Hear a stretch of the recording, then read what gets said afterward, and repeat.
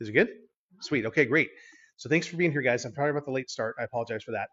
This was a busy end to a busy day, and this class is one that we do every year because the technology that we're going to talk about is so pervasive that almost you can imagine there was a time before we had those. It's like, when was that? Like these things we carry in our pockets and around us, they are very helpful. And so it's developed this whole thing called TechNet, which is actually it's something kind of how culture evolves around what happens.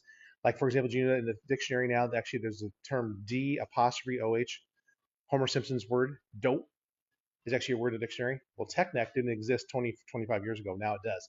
Laptops, um, what I'm trying to say, the tablets and cell phones are huge. And so we're going to try and give you guys some things that you can do to identify, am I going into this thing and you getting this syndrome? And number two, what can I do to change it? Some of them are just going to be habits we have. Some will actually be products. We'll show you all those things as best we can. So we want you to be as healthy as possible. And I'm assuming the people who are here are willing to learn and change. Is that true? Raise your hand if that's the case. Yay, good. That's great. Number two, that you want to use your electronic devices and how you use them, you understand that it would really matter, right? Not just what the content is, how you use those. Sometimes we say you start to look like the things you do the most in your life. So how you use your sofa, how you use your bicycle, etc. And lastly, you can choose to make small or big changes to actually live longer and better. When I say live longer and better, guys, believe it or not, there's actually a study we actually have that shows that when you're actually on a tech device and your head's going forward, your vital capacity of your lungs can reduce by about a third. Right.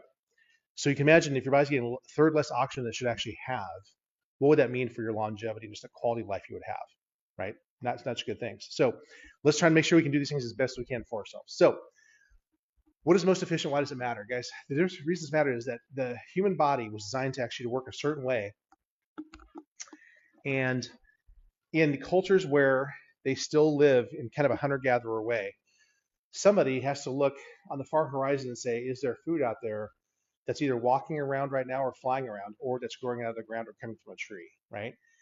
So to have that kind of vision, you actually have to be looking at the horizon over there. Now, there will come times in life when you come preparing the food that you'll do postures more like this, but you're not stuck in them like we are here. In our culture, we spend between 8 and 12 hours per day, and postures are not favorable for us. And the thing is, your head in the grown adult weighs about what a bowling ball weighs. So we actually have a bowling ball here, and I'm going to call on Levi to come up here. So Levi, what I'd like you to do is to hold this for us. Yeah. And pretend this is your head. Now your head's full of more than this thing is, okay? Which is good. But let's have you stand over here so the people at home can see you. Yeah. Okay.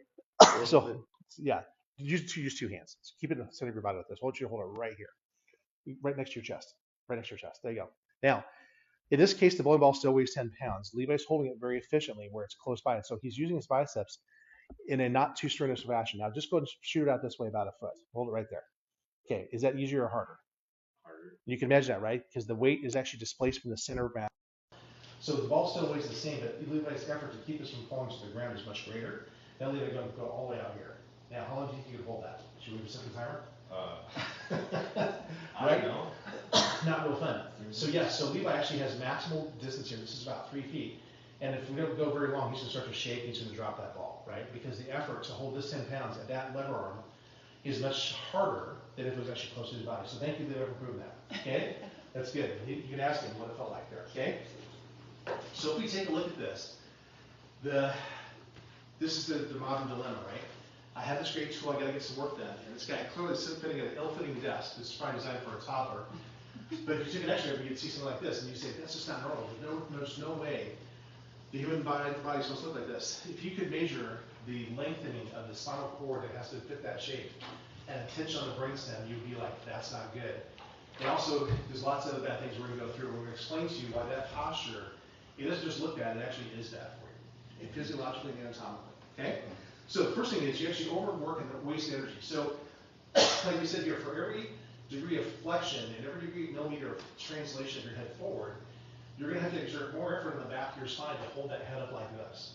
So here's a person here who actually is just a 15-degree bend of their head, and it's that 10-pound globe now, weighs the equivalent of roughly 27 pounds. Tip your head twice that, flex it forward 30 degrees. Now it's increased to 40 pounds, which is size only. I think 40 pounds, that's almost the weight of actually the big plates you put on the weights in the gym.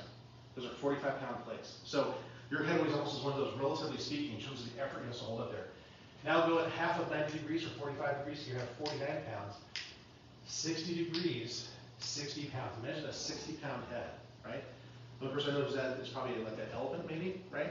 But this is you at mechanical disadvantage, and you will feel it. This is the person who classically says, when I wake up in the morning, doc, I feel pretty refreshed. But as I go throughout the day and do different things on my tablet, I really start to, like, my head starts to weigh like a ton, and I start getting really ropey and sore. By the day, I have headaches. Now, who uses this kind of thing? Well, how about the people who stand in the drive-through line, who take their order in advance, right? You've seen the people, like I'll mention Chick-fil-A, they have those, right? People actually do inventory in different stores.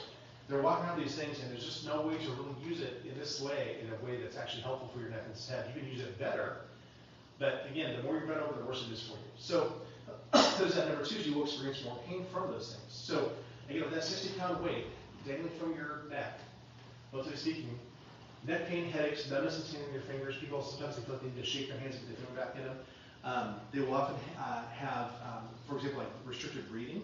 Some people actually will have that sort of like reactive airway disease or just difficulty in airing out. Not comfortable things, and what the solutions that people often turn to for these things are even worse. When you take chronic, ongoing ibuprofen or Tylenol, you're really poisoning your body over time, right? Your kidneys have to get rid of ibuprofen, your Tylenol goes through the liver gets rid of your Tylenol, and over time those organs can't stop. They actually estimate about, excuse me, 11,000 people a year die from kidney failure that was brought on by just overuse of ibuprofen over time. So we really don't want to be a statistic like that. So let's try to make sure we can do these things better for ourselves. Number three, you actually accelerate your spinal aging. Now, none of us understands that we understand we're all aging, right? Every day you're 1 day older, for sure. What you want to do is you want to age gracefully, not age poorly. And so I'm going to show you, just on these two x-rays, that aging can be measured chronologically, like on a calendar. I am X years and days old. But you can also measure it physiologically. This actually is the same x-ray taken of two different people. This is a 7-year-old female who actually has done lifetime chiropractic care. She's been under care all her life. She takes good care of herself. She's active. She probably has a good lifestyle with it too. If you look at this x-ray, Priscilla, you've seen enough x-rays in our office. How's that looking? Looks good. Like a 20-year-old, right? I mean, this is like a neck curve. It's about 40 degrees. There's virtually no dislocation whatsoever. Maybe a small bone spur there. A little bit of dental work doesn't happen, right? But nice looking spine there. That it was able to send messages through that cord back and forth to the body's tissues at probably pretty much maximum speed and efficiency. That's a great looking thing. We love to see that sort of thing in our team. Now this person here is actually 20 years their junior. This is a 51-year-old male.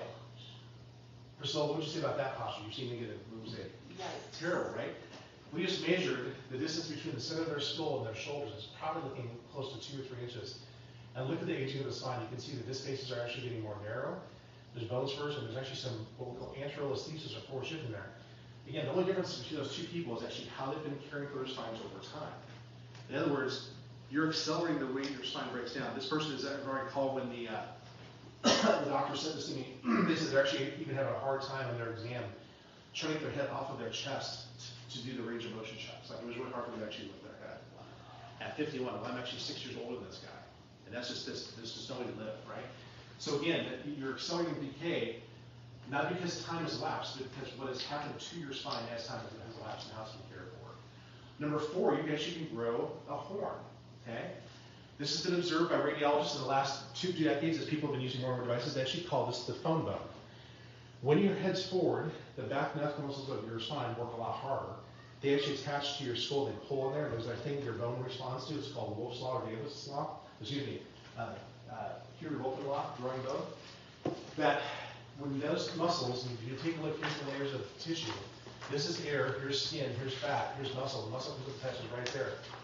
What they showed is that chronic tension on everything, your head going forward like this, makes that thing grow. So that person actually has a 25 centimeter, who knows what the stalactite is? Okay, things that grow from the ceiling, right, in caves. Then they do something that's got to grow there.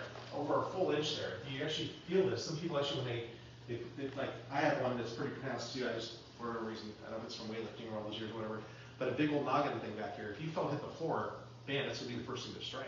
Yeah. And so, they said in here that I'm going to call these things head bones, or phone bones, and that they looked at 1,200 x-rays in Queensland for people ages 18 to 86. And the growth was present 30% of the population, but researchers said it needs to decrease with age. So in other words, the older you were, the less likely you were to actually have a tablet or a cell phone when you were younger.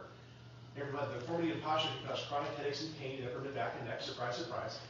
These formations take a long time to develop, so this means that those individuals who suffer from them probably have been stressed in that area since early childhood. What do we see a lot of parents do now when their kids getting cranky? Put them on the tablet, let them watch, half an hour of YouTube this or whatever like that. And the kid starts using that posture all the time. Mark Sayers, an associate professor of biomechanics at the Sunshine Coast, who served as his supervisor for that study, and a co-author of the paper told the Post that the bump is a, quote, nasty sign that the head neck are not in proper configuration. So I guess if you want to grow some extra anatomy, you can do that, but I would prefer not to, and I think you would say that's the case too. For no reason your hats don't fit right, okay? Number 5, make sure you reduce the blood flow to your brain. This means you're giving less oxygen nutrients to your brain. So in the back of your spinal column, I don't actually have my spine to show you here, but there's actually 2 things you would call vertebral arteries. They carry blood and nutrients to the back part of your brain, basically the cerebellum and the back half of your brain. And they work best, like most things that are soft, when there's not tension on them. So they're nice and wide open. You can see these are relaxing, lots of curves. They come up and feed the area. That's actually an angiogram of those things there. Well, when a person has a neck like this, my friend Dr. Ebony Katz in Boulder, Colorado did a study where the 2 people actually had straight necks, necks going the wrong way, and they put dye in their veins, and they actually put them in an MRI machine and measured how much blood was getting to their brain. You can actually count the pixels. The machine counts the pixels for them. And they said, well, that's interesting. There's that. And then they took them out of the tube and put them on the dental traction. Who has ever used a dental in our office, right? There's a yellow one, the white one.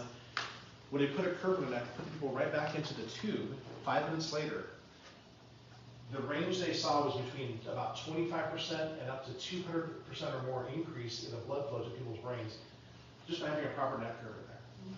So I don't think it's a surprise, nor is it unusual, that people actually go from a process of having a neck like this to this to get it corrected. They'll tell me the things they came in for. Maybe it was neck pain, pain to their arm, pain across their shoulders. They'll say, I don't know if it's a coincidence, but it seems like I'm thinking more clearly. Or I find solutions to problems that work much faster. Or I don't get angry as often. I seem to have better control of my emotions. Well, if you're feeding your brain better oxygen levels and better nutrient levels from going to a sign like this to this, it would make sense, wouldn't it? And you're just more pleasant to be around, which is great, and better quality of life. Number 6, the worst thing is you actually damage your spinal cord and brain. So, like we said, the soft tissue, like blood vessels, works better when there's less tension. So is your spinal cord. Alfred Grigg was a neurosurgeon working in Sweden back in the 1970s, and he said, look, I've observed that when the neck goes from being a proper curve like this to this in cadavers, we just take the neck and straighten it out, it actually lengthens the spinal cord between 5 and 7 centimeters, which is not a small amount. That is approximately 1/4 of an inch, or 1/4 of a foot, so about 3 inches. When that happens, the nerve tissue cannot communicate messages as fast, nor can blood perfuse the cord itself, which means you're starting to break down nerve tissue from lack. Basically, it's hypoxic. It has lack of oxygen going to it, and it says it actually produces pathological tension put in the body in a state of dis-ease. And then here's a contribution here. It says it's the job of the spine to keep the brain alert. So the movement, the moment the spine collapses, the brain collapses with it too. And so it actually reduces the speed of mental impulses. They've been able to measure it now. That when a person goes from having a neck like this and restores their curve, within a year's time, you can see 20 to 30% increase in the speed and strength of message going back and forth, which is really great, right? People, they say, how's Grandpa so-and-so doing? We're just slowing down. Like I say in our people speed up, which is pretty cool. I like to see that thing happen, okay? So here's the problem. The average person now spends about 8 hours on media per day. It depends a little bit actually how old you are. Okay? The average adult, this would be people kind of our age, I guess you could say. 7 hours and 56 minutes a day. They broke it down by internet, magazines, watching news, listening to radio, and so forth. Not all those things would qualify as screens, but it's a lot of media, okay? But then, if you're a millennial born between 91 and 96, you average 18 hours a day on the media. 18 hours. That means you're probably guessing going even when you're sleeping, right? So they put it on here: 3 hours browsing the internet, social networking, watching live TV, playing video games, right? I mean, just all these things. Time-shifted TV, where you're watching things on replay, and of course, excuse me, the smallest portion here: reading print magazines, newspapers, 30 minutes. Okay, so you're looking at the digital world, guys, and there's no getting around it. And I'm actually amazed when I hear my kids like at school. How many books does Ezra actually have at school now? Actual books. 2, maybe 3. I have no idea. The rest is on the Chromebook. I don't know. It's pretty amazing though.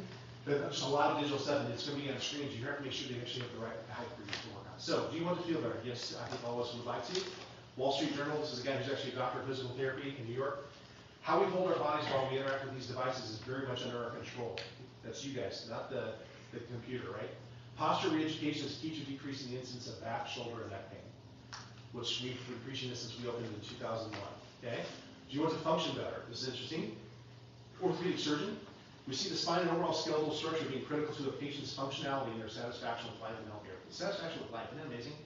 Like how you use your devices can actually make a difference about how happy you are with your life. That's pretty neat. Once again, this is actually a pretty, I would say, pretty advanced thinking medical doctor. This chiropractors have been saying this all along, okay? So here's your call to action. Here's what we want to make sure you do. Number one is, you want to make sure you set an alarm for about maybe a 1 to 3 minute break.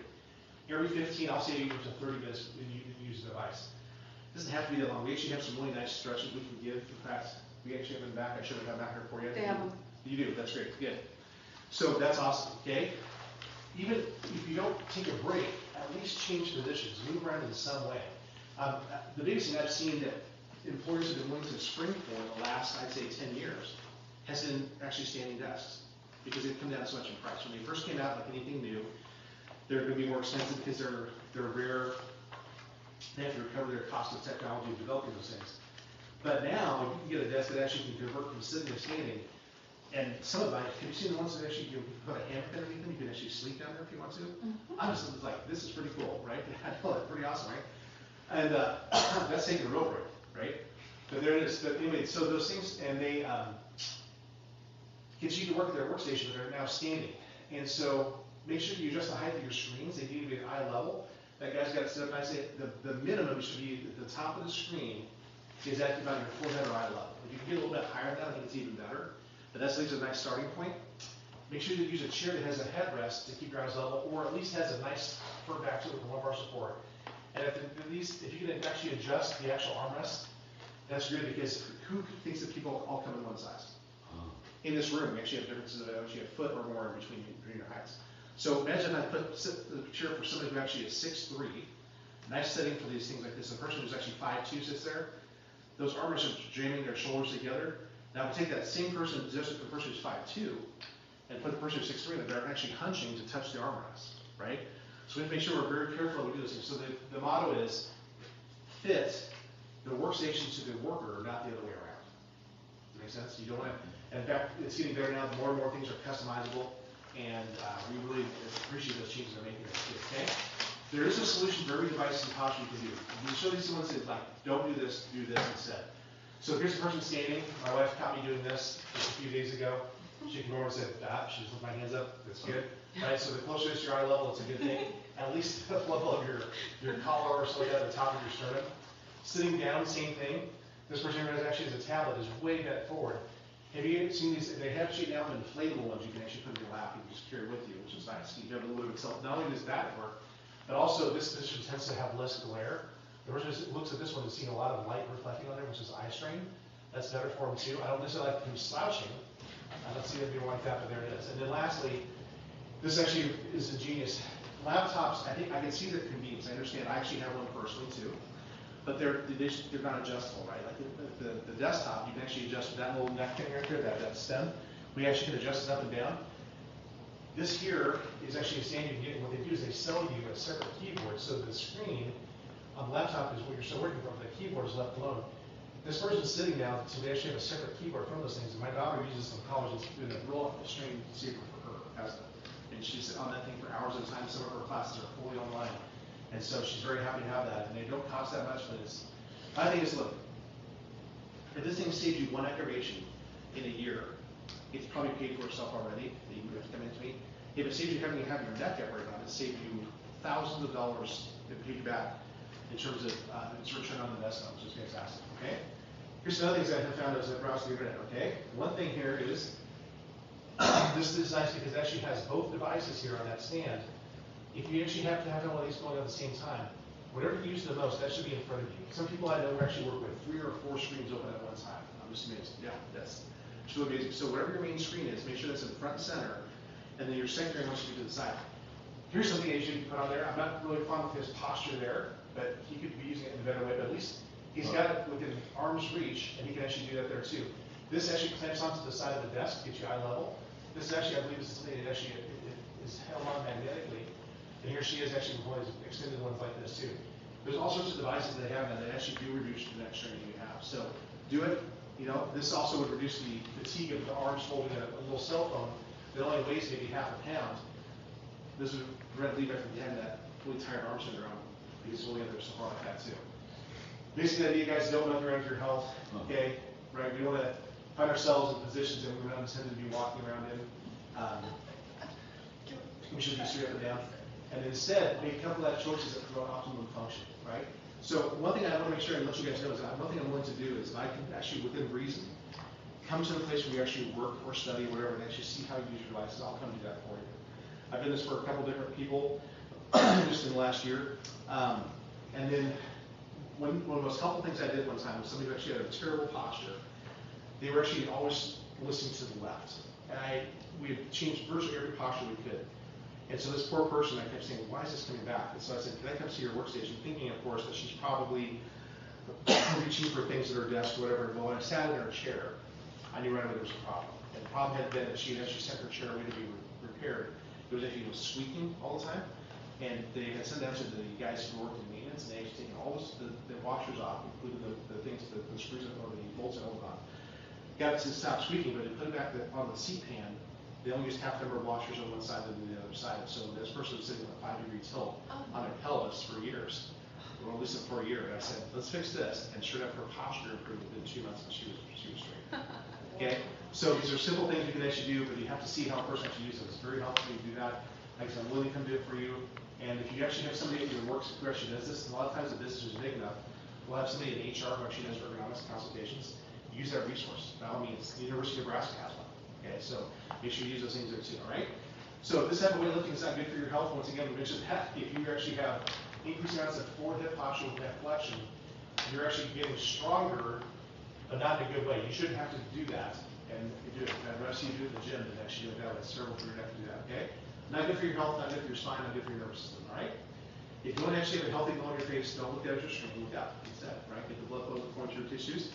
And that, guys, is not the end but the beginning. So now you've been empowered to know what to look for and some basic things you can do to not destroy your health with your phone. Next month, we're going to go into some other things that we have not covered before. So right here, we actually have this just printed out today.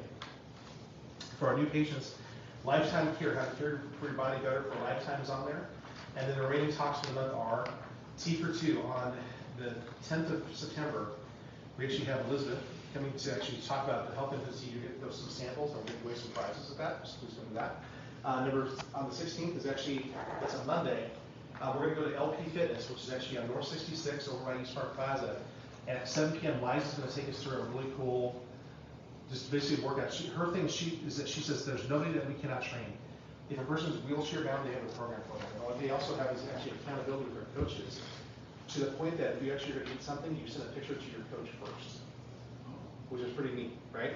And then lastly, we actually have a thing on intestinal health on the 24th, which is, do you have a gut feeling? We're going to talk about actually intestinal health, because a lot of people have noticed that there's been a lot of things in the literature about your microflora, the way your consumption of particularly preservatives and actually glyphosates that are in our food supply tends to mess with not only your flora, but also the leaky gut syndrome you've heard about, what things are getting through that should not be going through. We're going to talk about how to prevent that and actually repair that as well too. So those are classes for September. Please come to one or all of them, either virtually or in person. I look forward to seeing you there.